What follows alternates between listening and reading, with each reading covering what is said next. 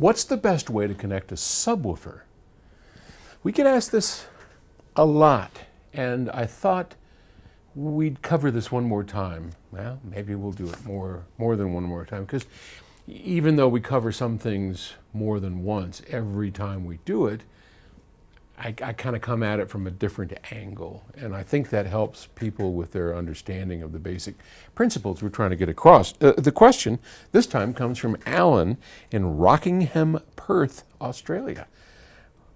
I've been to Perth. It kind of looks like California. Well, that's all I got to compare it to, but kind of a cool place. All right, Alan asks, hey Paul, I recently watched a post on how best to set up a subwoofer to your stereo home theater system. You suggest it's best to connect the sub input cable directly to the power amp output. Now, the reason that the signal comes from the amp is it's a better quality signal.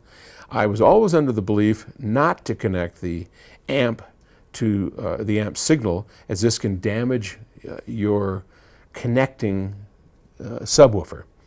Correct me if I'm wrong or if I've misunderstood your instructions. I thought it was always best to connect through the preamp's outs, RCAs or XLR connections, so as to avoid the situation of the amplifier being shoved into the subwoofer directly. And so let's start from sort of the beginning so we kind of understand. First off, this is a matter of opinion. Most people don't connect their subs in the way that I would. So the standard connection for a subwoofer is to take what we call its low-level inputs. So you've seen on subwoofers in the back where you've got an RCA or an XLR input. And that is designed to take the output of your preamp or your DAC, whatever is creating the signal. Maybe it's your surround processor, maybe whatever it is, a preamp. And that's designed to go into that low-level input where it is then amplified by the subwoofer's power amplifier, its internal power amplifier. That is the standard way of connecting it. Now, some subwoofers allow for you to connect the output of your main power amplifier directly into the subwoofer. So why would you want to do that? And why don't more companies have that feature on their subwoofer? This goes back a long way to a contentious philosophy that I developed years ago and share with my good friend John Hunter at Rel Subs. And Rel, as you probably know if you've watched the series, I think that's one of the better companies around in our industry. I mean, I love their whole mindset. John is a brilliant guy. It's people like John Hunter and Rel Subs that really form a tight-knit community of like-minded people that I think is really healthy for this industry, because they concern themselves with the quality of sound, with actually making a difference. And John will be the first guy to tell somebody, you know what, that sub's not for you. You should go to somebody else. Seriously, it's too expensive for what you're trying to do, and he will steer you towards his competitor if he doesn't think it's right for you. That's the right way to deal with it. That's what I try and do. In any case, enough of that. So John and I agree on using the power amplifier's output to feed the subwoofer's input. Now, at first glance, you'd think, well, that's not such a great idea, probably for a couple of reasons.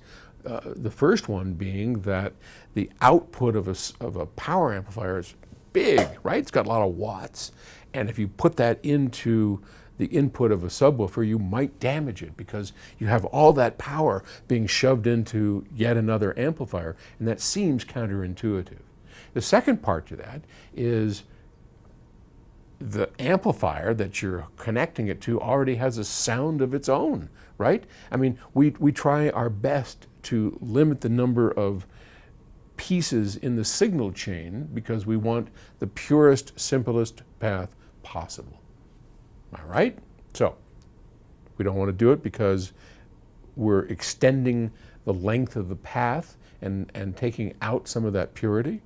And we might damage the subwoofer. So let's put that to rest. First off, you won't damage the subwoofer, I promise.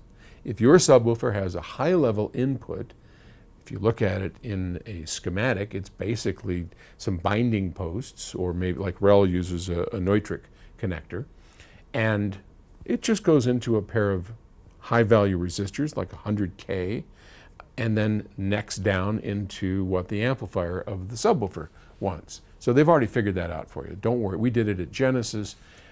People have done that for years, and it does not endanger the subwoofer. I promise.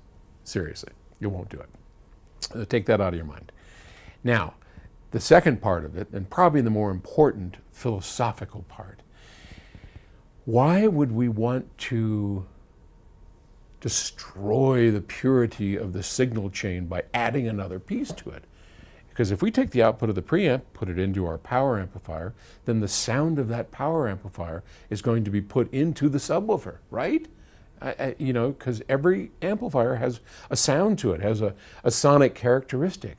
And we're going to take that sonic characteristic and add it into our sub. Yeah, that's exactly right. That's why we want to do it. See, a subwoofer needs to become invisible. A subwoofer is an extension of your main speakers, because your main speakers aren't likely to be capable of going all the way down to subterranean depths. And even if we have a subwoofer added on to a main system that doesn't go down to 20 hertz, maybe it only goes to 30 or something, it still is the best extension you can add to your main speakers, because you can move it around, put it in different places of the room. You can set your speakers up for best imaging and ignore the fact that they don't produce the bass that you're hoping for in that position. Then you can move your subwoofer around and do it.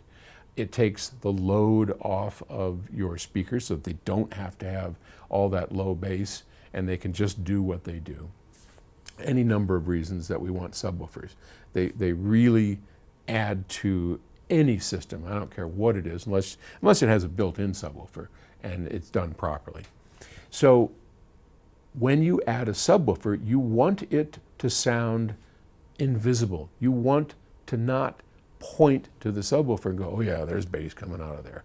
You just want it as an extension of the main speaker, and the best way to do that is to take whatever is coloring the sound through your main speakers, i.e. your power amplifier, and duplicate that as best you can through the subwoofer. And that's why running the high-level output of a power amp into a properly designed subwoofer helps your speaker system sound as if it is one coherent package. And that is the end goal. Hope that helps. All right. Talk to you tomorrow. Bye.